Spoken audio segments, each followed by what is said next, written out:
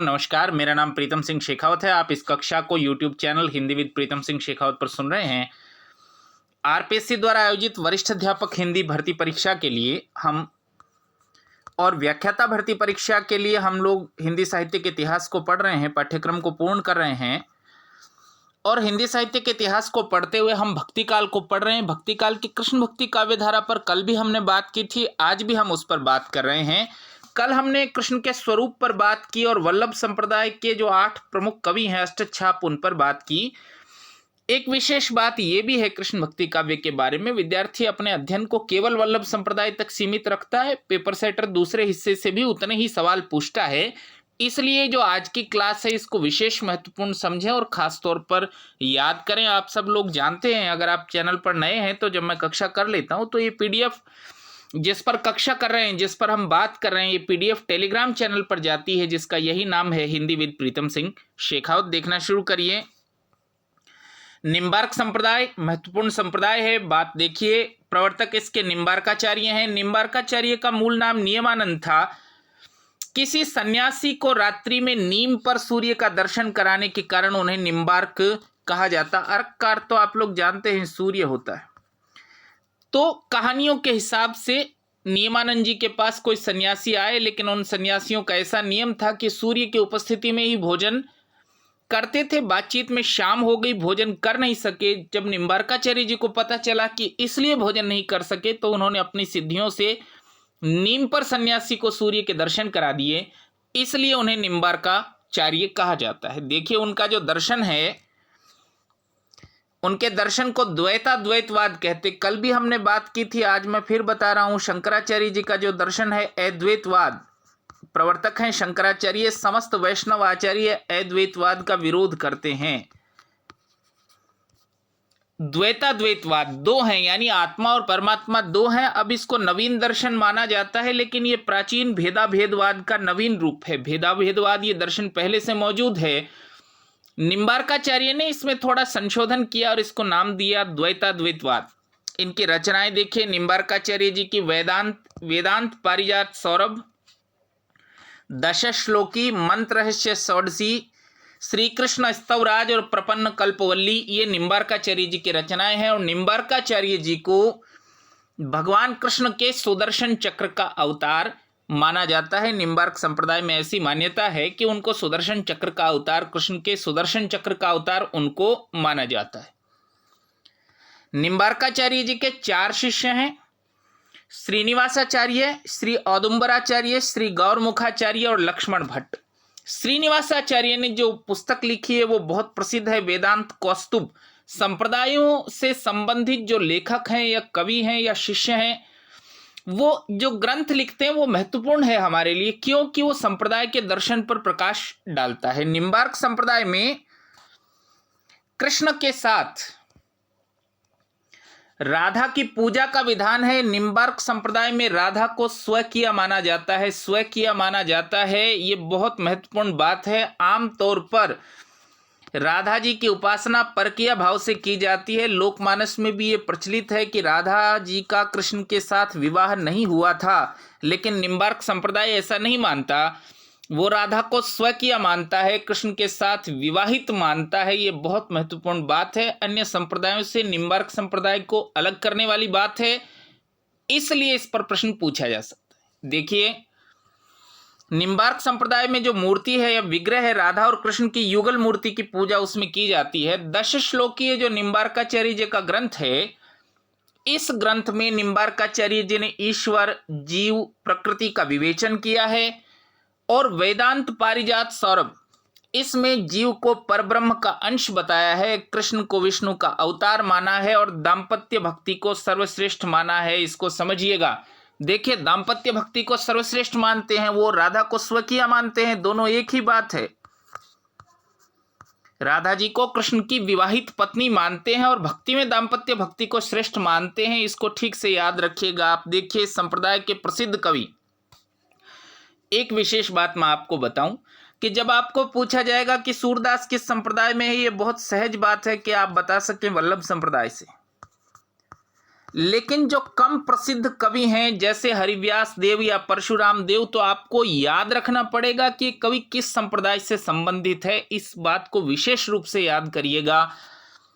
तो ये 3 कवि श्री भट्ट, हरिव्यास देव और परशुराम देव इस संप्रदाय के प्रसिद्ध कवि हैं, और सखी संप्रदाय इसी संप्रदाय की एक शाखा है, निम्बार्क संप्रदाय से उसका संबंध है। श्री भट्ट, इन्हें देखिए, इस संप्रदाय में उन्हें हितु सखी का अवतार माना जाता है, ये भी बहुत महत्वपूर्ण बात है। श्री भट्ट को इस संप्रदाय में, निम्बार्क संप्रदाय में हितु सखी का अवतार माना जाता है। ये जो श्री भट्ट हैं, इनका जन्म 1595 आचार्य शुक्ल के अनुसार ध्रुव टीला मथुरा पर हुआ। भक्तमाल जी में, भक्तमाल तो आप लोग जानते हैं, लेखक हैं जिनके नाभादास बहुत महत्वपूर्ण पुस्तक है। भक्तमाल में भट्ट जी को कृष्ण की ललित लीलाओं का वर्णन करने वाला सुकवि कहा गया है। भक्तमाल तो भक्तों के चरित्र को ही बताता है, तो इनको, श्री भट्ट जी को श्री कृष्ण की ललित लीलाओं का वर्णन करने वाला सुकवि कहा गया है। और श्री भट्ट जी की रचनाएं देखिए, युगल शतक या जुगल शत 100 पद हैं, इसी का दूसरा नाम आदि बानी है, ऐसा डॉक्टर नगेंद्र द्वारा संपादित इतिहास में लिखा है। कुछ कुछ पुस्तकों में इसको अलग पुस्तक बताया गया है, डॉक्टर नगेंद्र द्वारा संपादित इतिहास ऐसा नहीं मानता, युगल शतक का ही दूसरा नाम है। देखिए, अब मैं फिर वही बात कहूंगा, वही उदाहरण दूंगा कि सूरसागर आपको पूछा जाए, आप बता देंगे जी सूरदास की रचना है। पीएससी जब सवाल बनाती है तो युगल शतक पूछती है। श्री भट्ट बहुत महत्वपूर्ण कवि हैं, भले ही आप उनको न जानते हो, इसलिए आप अधिक कोशिश करिए इन नए कवियों को जानने की। हरिराम व्यास देव, नाभादास जी ने भक्तमाल में हरिव्यास देव को श्री भट्ट का शिष्य बताया है। 5 ग्रंथों की रचना की है, सिद्धांत रत्नांजलि, निम्बार्कोष्टर शतनाम, तत्वार्थ पंचक, पंच संस्कार निरूपणी और महावाणी। महावाणी ब्रज भाषा में है, हमारे साहित्य की परिधि में सीधी आती है महावाणी। परीक्षा में इस पर प्रश्न पूछे जाएंगे। महावाणी ब्रज भाषा में है, अन्य 4 संस्कृत भाषाओं में है। अब देखिए, परशुराम देव ये बहुत महत्वपूर्ण व्यक्ति है निम्बार्क संप्रदाय में। कारण क्या है? हरिव्यास देव के जो शिष्य हैं परशुराम देव, निम्बार्क संप्रदाय की गद्दी ब्रज से लेकर सलेमाबाद अजमेर लाए थे। तो जब हम अजमेर के पास जाते तो एक जगह है सलेमाबाद, निम्बार्क संप्रदाय की बहुत बड़ी पीठ है। राजस्थान का इतिहास, उसके भक्ति संप्रदाय जब आप पढ़ेंगे तो ये पढ़ेंगे कि निम्बार्क संप्रदाय की गद्दी सलेमाबाद अजमेर में है। ये लाने वाले जो व्यक्ति हैं उनका नाम है परशुराम देव, इसलिए बहुत महत्वपूर्ण है। डॉक्टर मोतीलाल मेनारिया ने परशुराम देव के ग्रंथों की संख्या 21 मानी है। परशुराम सागर इनका प्रसिद्ध ग्रंथ है और अपने वचनों में कहीं कहीं निर्गुण भक्त जैसे मालूम पड़ते हैं। इनकी भाषा कहीं कहीं राजस्थानी प्रधान सधुकड़ी हो गई, राजस्थान में रहने से भाषा में राजस्थानी प्रभाव आ गया है। उनकी रचनाएं परशुराम सागर विशेष प्रसिद्ध है। भाई परशुराम सागर, इसको विशेष रूप से याद रखिएगा। रघुनाथ चरित और दशावतार चरित्र, देखिए रघुनाथ चरित नाम से ही आपको मालूम चलेगा कि राम भक्ति की कविता है। तो कृष्ण भक्त कवियों ने राम भक्ति की कविता नहीं की है, गलत कथन होगा। उन्होंने राम भक्ति की कविता भी की है। देखिए अगला संप्रदाय राधा वल्लभ संप्रदाय, ये बहुत महत्वपूर्ण संप्रदाय है। संप्रदाय के प्रवर्तक हैं आचार्य हित हरिवंश। 1534 में वृंदावन में उन्होंने इस संप्रदाय को स्थापित किया। और महत्वपूर्ण बात क्या है, इस संप्रदाय में राधा प्रमुख है। परीक्षा में इस तरह के प्रश्न पहले पूछे गए हैं, आप पुराने पेपर देखेंगे तो किस संप्रदाय में राधा प्रमुख है निम्नलिखित संप्रदायों में, तो राधा वल्लभ संप्रदाय में राधा प्रमुख है। और हमने अभी देखा है कि स्वयं किया उसे निम्बार्क संप्रदाय में माना गया है। निम्बार्क संप्रदाय में राधा जी को स्वयं किया माना गया है और राधा वल्लभ संप्रदाय में राधा प्रमुख है। ये महत्वपूर्ण बात है कृष्ण भक्ति में। देखिए मंदिरों में कृष्ण के साथ राधा का विग्रह नहीं होता। विग्रह नहीं होता यानी मूर्ति नहीं होती, उनकी मूर्ति नहीं होती। श्री कृष्ण के वाम भाग में यानी बाएं भाग में एक वस्त्र निर्मित गद्दी होती है जिसके ऊपर स्वर्ण पत्र पर श्री राधा अंकित होता है, इसे गद्दी सेवा कहते हैं। तो कृष्ण के पास राधा जी की मूर्ति नहीं है, वह राधा प्रमुख है लेकिन मूर्ति नहीं है। तो वहाँ क्या है, वहाँ एक गद्दी है और उस पर श्री राधा लिखा होता है, इसे गद्दी सेवा कहा जाता है। इस संप्रदाय की मान्यता है, राधा वल्लभ संप्रदाय की क्या मान्यता है कि स्वयं राधा स्वयं आनंद रूपा नित्य भाव है, इसलिए इस उपासना को रसोपासना कहा जाता है। यह भी पूछे जाने जैसा सवाल है, किस संप्रदाय की उपासना को रसोपासना कहा जाता है? तो राधा वल्लभ संप्रदाय की उपासना को रसोपासना कहा जाता है। समझ रहे हैं? अगला देखिए, इस संप्रदाय के महत्वपूर्ण कवि, फिर मैं कहूंगा आप लोगों को ये प्रश्न पूछे जाएंगे कि हित हरिवंश किस संप्रदाय से है, तो सूची बनाकर याद रखिएगा कि उनका संबंध राधा वल्लभ संप्रदाय से है। देखिए, हित हरिवंश 1502 से 1552 उनका जीवन काल है, सहारनपुर के देवबंद जिले में। हित हरिवंश के जो ग्रंथ है उसमें हित 84 बहुत प्रसिद्ध ग्रंथ है, स्फुटवाणी दोनों हिंदी ग्रंथ है, राधा सुधा निधि और यमुनाष्टक दोनों संस्कृत ग्रंथ हैं। तो आप छोड़ना भी चाहें तो इन दो को छोड़िए और हित 84 और स्फुटवाणी को बहुत अच्छे से याद करिए। हित 84 को इस संप्रदाय का मूलाधार मानकर सर्वाधिक सम्मान दिया जाता है। तो संप्रदाय के जो कवि हैं उनकी जो रचनाएं हैं वो अपने संप्रदाय की दार्शनिक विशेषताओं को प्रकट करने वाली हैं, ये उनका महत्व है। और हित 84 की विषय वस्तु क्या है इसको देखिए। राधा कृष्ण का अनन्य प्रेम, नित्य विहार, रासलीला, भक्ति भावना, प्रेम में मान और विरह की स्थिति, राधा वल्लभ का यथार्थ स्वरूप, नित्य विहार के चतुर्व्यूहात्मक अवयव आदि इस ग्रंथ के प्रमुख वर्ण्य विषय हैं। और ये बहुत महत्वपूर्ण बात है कि हित हरिवंश जी को वंशी का अवतार माना जाता है। अभी हमने थोड़ी देर पहले पढ़ा है क्या कि निम्बार्क संप्रदाय में निम्बार्क को सुदर्शन चक्र का अवतार माना जाता है। अब हम पढ़ रहे हैं कि राधा वल्लभ संप्रदाय में हित हरिवंश जी को वंशी का अवतार माना जाता है। हरिराम व्यास ने इनकी मृत्यु पर लिखा है कि बड़ो अभाग्य सभा को उठ गयो ठाठ सिंगार। इनकी मृत्यु पर हरिराम व्यास जी ने ये लिखा है। अब देखिए दूसरा, दामोदर दास जी, इनका नाम है सेवक जी, इसको भी याद रखिएगा। दामोदर दास जी का दूसरा नाम क्या है? सेवक जी। जीवन काल को लेकर विशेष सामग्री उपलब्ध नहीं है। और दूसरा जो महत्वपूर्ण ग्रंथ है इस संप्रदाय का वो सेवक वाणी है। पहला ग्रंथ तो हित 84 है, दूसरा ग्रंथ सेवक वाणी है। राधा वल्लभ संप्रदाय में एक ग्रंथ बहुत महत्वपूर्ण है, इस ग्रंथ को हित 84 का पूरक माना जाता है। यानी दो ग्रंथ महत्वपूर्ण हुए, हित 84 और दूसरा ग्रंथ है सेवक वाणी। वह संप्रदाय में प्रचलित है कि हित 84 और सेवक वाणी एक संग लिखत पढ़त सुखदानी, ये दोनों चीजें साथ साथ पढ़ने से सुख प्राप्त होता है। प्रियादास जी ने सेवक चरित्र में, पुस्तक है सेवक चरित्र, उसमें सेवक जी के चरित्र का विस्तार से वर्णन किया। देखिए प्रियादास एक और बात के लिए भी बहुत प्रसिद्ध हैं। प्रियादास जी ने भक्तमाल की टीका लिखी है। मेरे पास जो पुस्तक है भक्तमाल, वो भक्तमाल की असल में टीका है जो प्रियादास जी ने लिखी है। देखिए, हरिराम व्यास राधा वल्लभ संप्रदाय के ही कवि हैं। हरिराम व्यास ओरछा नरेश मधुकर शाह के राजगुरु थे। भगवत मुदित ने अपने रसिक अनन्य माल इस ग्रंथ में व्यास जी का आविर्भाव 1492 में बताया है। तो इस पुस्तक को भी याद रखिएगा, रसिक अनन्य माल। ठीक है, देखिए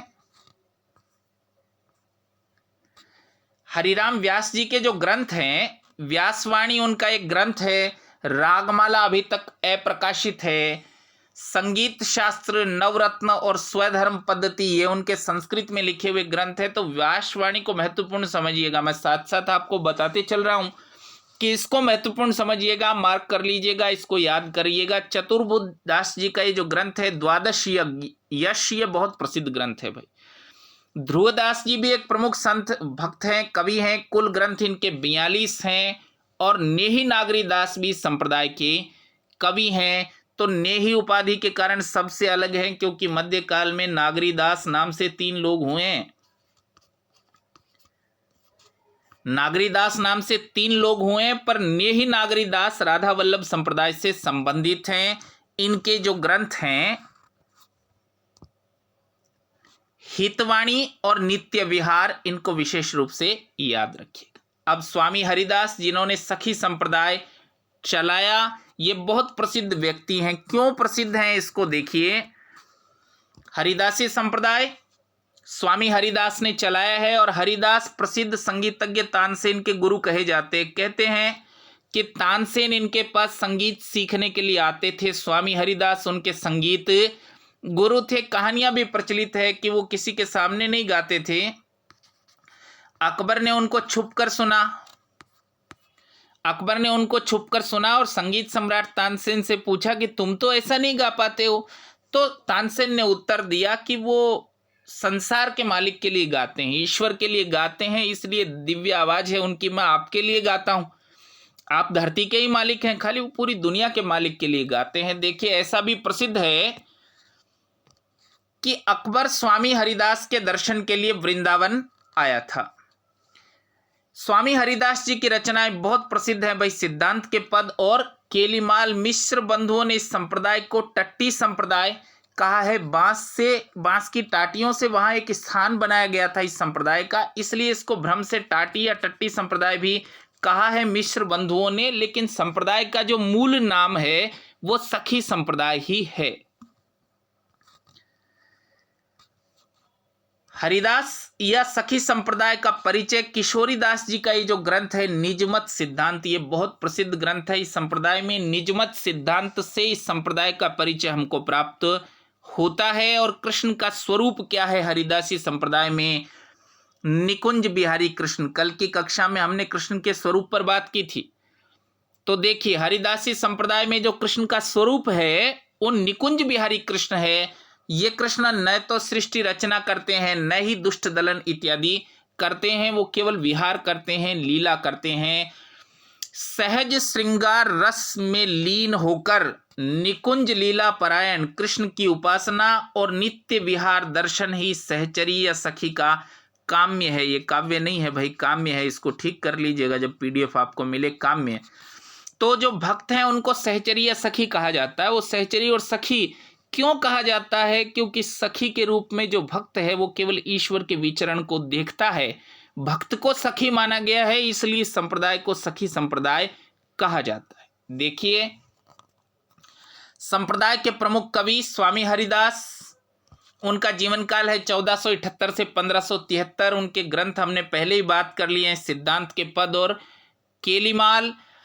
केलीमाल में 110 पदों में श्याम कुंज बिहारी की लीलाओं के मृदु चित्रण है। वो निकुंज बिहारी कृष्ण उनका स्वरूप ही है, वो कुंजों में विहार करते हैं, उनका चित्रण है केलीमाल में। और उनकी ये मान्यता है कि संसार सागर को पार करने के लिए हरि नाम की नौका एकमात्र आधार है। दूसरे सखी संप्रदाय के जो कवि हैं वो जगन्नाथ गोस्वामी हैं, स्वामी हरिदास के भाई हैं। अनन्य सेवानिधि नामक ग्रंथ के अलावा कुछ स्फुट पद भी जगन्नाथ गोस्वामी जी के प्राप्त होते हैं। और विठुल विपुल, ये बहुत महत्वपूर्ण ग्रंथ है भाई, महत्वपूर्ण कवि हैं विठुल विपुल। निजमत सिद्धांत आप याद करिए, निजमत सिद्धांत किसने लिखा है? किशोरीदास जी ने। इस संप्रदाय को यानी सखी संप्रदाय के दर्शन को स्पष्ट करने वाला ग्रंथ है निजमत सिद्धांत। विठल विपुल जी के केवल 40 पद ही प्राप्त हुए और नाभादास जी ने अपने भक्तमाल में विठुल विपुल को रस सागर की उपाधि प्रदान की है। ये बहुत महत्वपूर्ण बात है, रस सागर उनको कहा है आचार्य नाभादास जी ने भक्तमाल में। डॉक्टर नगेंद्र का जो संपादित इतिहास है उसमें ऐसा लिखा है कि ये 40 पद पर्याप्त हैं ये बताने के लिए कि नाभादास जी ने क्यों उनको रस सागर कहा होगा। इसको विशेष रूप से याद करिएगा। और देखिए बिहारिन दास, विठल विपुल के शिष्य बिहारिन दास इस संप्रदाय के सर्वश्रेष्ठ कवि और व्याख्याता माने गए हैं। बिहारिन दास जी की वाणी नाम से उनकी कविताएं बहुत प्रसिद्ध हैं। तो इस संप्रदाय के सबसे बड़े कवि बिहारिन दास माने जाते हैं। अगला संप्रदाय जो हम पढ़ रहे हैं चैतन्य संप्रदाय है। महाप्रभु चैतन्य भक्ति के पर्याय ही हैं। गाउड़ीय संप्रदाय भी इस संप्रदाय को कहा जाता है। देखिए प्रवर्तक है चैतन्य महाप्रभु। चैतन्य महाप्रभु के बचपन का नाम विश्वंभर था। घर में उनको निमाई और सौंदर्य के कारण उनको गौरांग भी कहा जाता था, तो उनका एक नाम गौरांग महाप्रभु भी है। वो सुंदर दिखते थे, गोरे रंग के दिखते थे और मूलतः बंगाल यानी गौड़ से संबंधित होने के कारण इस संप्रदाय को गौड़ीय संप्रदाय भी कहा जाता है। तो संप्रदाय को गौड़ीय संप्रदाय कहने का कारण क्या है, इसको समझिए कि बंगाल से मूलतः संबंधित है, इसलिए इसको गौड़ीय संप्रदाय कहा जाता है। और चैतन्य महाप्रभु के जो दीक्षा गुरु हैं उनका नाम है केशव भारती। उनका जो दार्शनिक सिद्धांत है वो अचिंत्य भेदाभेद है। इस संप्रदाय के प्रमुख ग्रंथ जीव गोस्वामी का भगवत संदर्भ और विद्याभूषण जी का गोविंद भाष्य। कृष्ण का स्वरूप, कल भी हमने कृष्ण के स्वरूप की एक अलग चार्ट भी बनाया, उसको पक्का याद करिएगा। परीक्षा में कोई एक प्रश्न आपको उससे मिलेगा या कवियों की पुस्तकों से मिलेगा या पूछा जाएगा कि कौन कवि किस संप्रदाय का है या संप्रदाय में कृष्ण के स्वरूप पर। तो देखिए कृष्ण का जो स्वरूप है, इस संप्रदाय में कृष्ण को ब्रजेंद्र कुमार कहा जाता है। यह माना जाता है कि वे ब्रज में गोलोक की लीलाओं सहित विहार करते हैं। चैतन्य महाप्रभु जी बंगाल में जन्मे हैं। इस संप्रदाय के अन्य कवियों को देखिए, रामराय विठलनाथ जी के शिष्य हैं, सारस्वत ब्राह्मण हैं, लाहौर में श्री नित्यानंद से दीक्षा उन्होंने ग्रहण की है। उनके ग्रंथ है आदिवाणी, गौर विनोदिनी, गौर भाष्य, स्वपंचकम, गीत गोविंद, गोविंद तत्व दीपिका, गीत गोविंद भाष्य। देखिए सूरदास मदन मोहन ये बहुत दिलचस्प व्यक्ति हैं। आचार्य रामचंद्र शुक्ल ने उनके बारे में लिखा है कि सूरदास मदन मोहन जो हैं अकबर के अमीन या दीवान के पद पर थे, लेकिन संडीला एक शहर है, संडीला में ये नियुक्त थे। 13 लाख की आय हुई, सारा 13 लाख उन्होंने सन्यासियों पर लुटा दिया और ये दोहा लिखकर भेजा कि 13 लाख संडीले उपजे, सब साधुनी मिल गटके और सूरदास मदन मोहन प्रभु वृंदावन को सटके। देखिए क्या दिलचस्प दोहा, क्या हिसाब लिखकर भेजा उन्होंने कि 13 लाख संडीले उपजे, संडीले में 13 लाख रुपए आए थे, सब साधुन मिल गटके, सब साधु उसको मिलकर खा गए हैं, पैसा खर्च हो गया है। और सूरदास मदन मोहन प्रभु और सूरदास मदन मोहन वृंदावन को जा रहे हैं। कहते हैं अकबर ने उनको क्षमा भी कर दिया, पर टोडरमल ने उनको पकड़कर बुलवाया था सूरदास मदन मोहन जी को। कोई स्वतंत्र ग्रंथ उनका प्राप्त नहीं हुआ है। बाबा कृष्णदास ने सूरिदवाणी में 105 पदों का संकलन किया है सूरदास मदन मोहन जी का। इनका मूल नाम सूरदास और गदाधर भट्ट भागवत के प्रसिद्ध वक्ता के रूप में प्रसिद्ध है। इनका संबंध गौड़ीय संप्रदाय से या चैतन्य संप्रदाय से है। अब देखिए दो महत्वपूर्ण कवि हैं, वो किसी संप्रदाय से संबंधित नहीं हैं। तो पीएससी कभी कभी ऐसे भी प्रश्न पूछती है। ये प्रश्न तो पूछेगी कौन किस संप्रदाय से, ये प्रश्न भी पूछेगी कि संप्रदाय निरपेक्ष कौन कौन है। तो दो लोग हैं, एक तो मीरा है और दूसरे रसखान है। हालांकि दोनों के बारे में बहुत कहानियां प्रचलित है। मीरा के बारे में एक कहानी प्रचलित है कि वो रैदास की शिष्या हैं। रसखान के बारे में प्रचलित है कि वो वल्लभ संप्रदाय में दीक्षित भक्त है, लेकिन उनकी रचनाओं में इसका कोई प्रमाण नहीं मिलता है, इसलिए उनको संप्रदाय निरपेक्ष कवि ही माना जाना चाहिए। देखिए मीराबाई 1504 में उनका जन्म हुआ। हालांकि ये मध्यकालीन जो भक्त हैं इनके जन्म विवादास्पद होते हैं, आमतौर पर पूछे नहीं जाते। रावल रत्न सेन की पुत्री थी।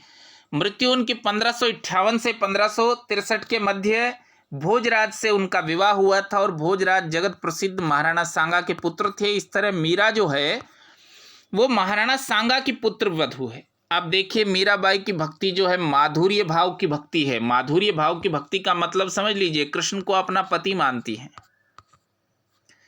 उनकी भक्ति माधुर्य भाव की। 3 भक्त कवियों के बारे में हम बात करें तो सूरदास की भक्ति किस भाव की है? कल ही हमने बात की है, सख्य भाव की है। स्वयं को कृष्ण का सखा मानते हैं। और तुलसीदास जी की भक्ति किस भाव की है? दास्य भाव की भक्ति है। इसको याद रख लीजिएगा, लिख लीजिएगा पीडीएफ पर। तुलसीदास जी की भक्ति दास्य भाव की है, सूरदास जी की भक्ति साख्य भाव की है और मीरा जी की भक्ति माधुर्य भाव की भक्ति है। कृष्ण को अपना पति मानकर उन्होंने पूजा की है। इनकी जो काव्य भाषा है उस पर बहुत सवाल पूछे गए हैं भाई, इसलिए बहुत इंपॉर्टेंट है। राजस्थान मिश्रित ब्रज भाषा है, राजस्थानी में ब्रज भाषा मिली हुई है। गुजराती और पंजाबी का भी थोड़ा बहुत उन पर प्रभाव है। जनश्रुतियों के हिसाब से उन्होंने वृंदावन में जीव गोस्वामी से भेंट की थी। जीव गोस्वामी वृंदावन में भक्ति के प्रसिद्ध आचार्य हैं, कृष्ण चैतन्य के शिष्य हैं। उन्होंने ये कहा था कि मैं स्त्रियों से नहीं मिलता, स्त्रियों से नहीं मिलता। मीरा ने प्रश्न के उत्तर में कहा, आप स्त्रियों से नहीं मिलते, आप खुद को पुरुष समझते हैं, मैं केवल कृष्ण को ही पुरुष समझती हूं। कृष्ण ही संसार में एकमात्र पुरुष है, ऐसा मीरा के कहने पर जीव गोस्वामी उनसे मिले और वार्तालाप किया। इनकी रचनाएं देखिए, गीत गोविंद की टीका और नरसिंह जी का मायरा मीरा जी की रचनाएं हैं। और अगले कवि देखिए रसखान। जीवन काल मैंने आपको बता दिया है, विचारणीय रहता है मध्यकालीन भक्तों का, फिर भी 1533 ईस्वी से 1618 के आसपास इनका जीवन काल माना जाता है। जनश्रुति है, केवल सुनी सुनाई बात है कि रसखान गोस्वामी विठलनाथ से वल्लभ संप्रदाय की दीक्षा ग्रहण की, तो जनश्रुति है कि वो वल्लभ संप्रदाय में थे, पर उनकी रचनाएं ऐसा बिल्कुल नहीं बताती। वो यदि वल्लभ संप्रदाय में होते तो उनकी रचनाओं में हमको इस तरह का कोई प्रमाण प्राप्त होना चाहिए था, जो कि होता नहीं है। 252 वैष्णवन की वार्ता जो गोकुलनाथ जी ने लिखी है, इसमें विठलनाथ के भक्तों का ही, शिष्यों का ही वर्णन है। 252 वैष्णवन की वार्ता में भी उन्हें वल्लभ संप्रदाय का अनुयायी कहा गया है। और मूल गोसाई चरित, ये जो पुस्तक है, इसके अनुसार मूल गोसाई चरित के लेखक कौन है भाई? राम भक्ति काव्य तो हम पढ़ रहे हैं, अगर आपने ठीक से पढ़ लिया है तो मुझे बताइएगा मूल गोसाई चरित के लेखक कौन है। मूल गोसाई चरित के अनुसार तुलसीदास जी द्वारा रामचरितमानस की कथा सबसे पहले रसखान को सुनाई गई। ये बहुत महत्वपूर्ण बात है। तुलसीदास जी ने रामचरितमानस सबसे पहले रसखान को सुनाई है, ऐसा लिखा है मूल गोसाई चरित में। और रसखान का जो मूल नाम है वो सैयद इब्राहिम है। उनकी रचनाएं देखिए, सुजान रसखान, ये रचना थोड़ा झमेले में डालने वाली रचना है, क्योंकि जब हम रीतिकाल पढ़ेंगे तो आप जानेंगे घनानंद का एक नर्तकी सुजान से प्रेम था। सुजान घनानंद की कविता में नाम बार बार आया है, इसलिए जब पीएससी विकल्प बनाती है तो घनानंद ऑप्शन जरूर देती है, पर आपको याद रखना है सुजान रसखान का संबंध घनानंद से नहीं है, रसखान से है। ठीक है, देखिए